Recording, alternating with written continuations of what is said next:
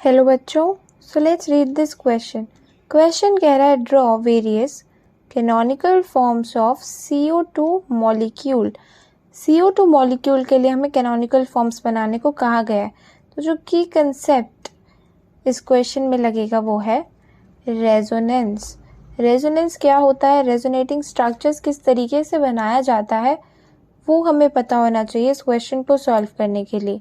तो सबसे पहला पॉइंट जो ध्यान रखना है रेजोनेटिंग स्ट्रक्चर बनाने के लिए वो है कि arrangement of atoms remain same, यानी एटम्स किसी भी एक मॉलिक्यूल में जिस ज्योमेट्री के हिसाब से अरेंज्ड हैं वो उसी जगह फिक्स्ड रहेंगे। एटम्स जो है मूव नहीं करेंगे। तो क्या मूव करेगा?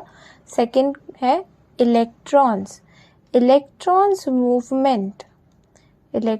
Movement give rise to canonical forms. Canonical forms को रेजोनेटिंग स्ट्रक्चर्स भी कहा जाता है। तो किसी भी मॉलिक्यूल में जब इलेक्ट्रॉन्स मूव करते हैं या डीलोकलाइज होते हैं तब वो अलग अलग रेजोनेटिंग स्ट्रक्चर्स जनरेट करते हैं। अब क्वेश्चन में CO2 मॉलिक्यूल गिवन है, यानी अगर हम CO2 के लिए कैनोनिकल फॉर्म्स बनाएं तो हम कहेंगे CO2 एक लीनियर मॉलिक्यूल है क्योंकि sp हाइब्रिडाइजेशन है कार्बन की। तो उसके अकॉर्डिंग एक लीनियर मॉलिक्यूल हमने बना दिया। अब ऑक्सीजन पे 6 वैलेंस इलेक्ट्रॉन्स होते हैं। तो 6 वैलेंस इलेक्ट्रॉन्स पूरे करने के लिए हमने 2 लोन पेयर और 2 बॉन्ड पेयर्स जो है शो कर दिए हैं। अब अगर ऑक्सीजन की नेमिंग करें तो ये ऑक्सीजन 1 और ये ऑक्सीजन 2 है। अब क्या हो सकता है कि जो लोन पेयर है ऑक्सीजन पे वो आगे डीलोकलाइज हो जाए कुछ इस तरीके से और ये फिर पाई बॉन्ड आगे दूसरे ऑक्सीजन पे चला जाएगा। तो हमारे पास क्या स्ट्रक्चर जनरेट होगा कुछ इस तरीके से कि O1 triple bond C and then O2 पे नेगेटिव चार्ज और यहाँ O1 पे पॉजिटिव चार्ज।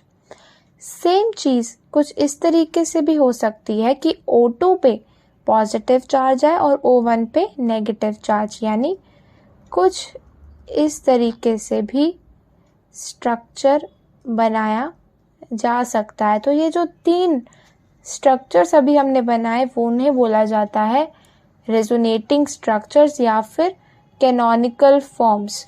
हमने इन तीनों स्ट्रक्चर्स को कुछ इस डबल हेडेड एरोस की मदद से शो किया है।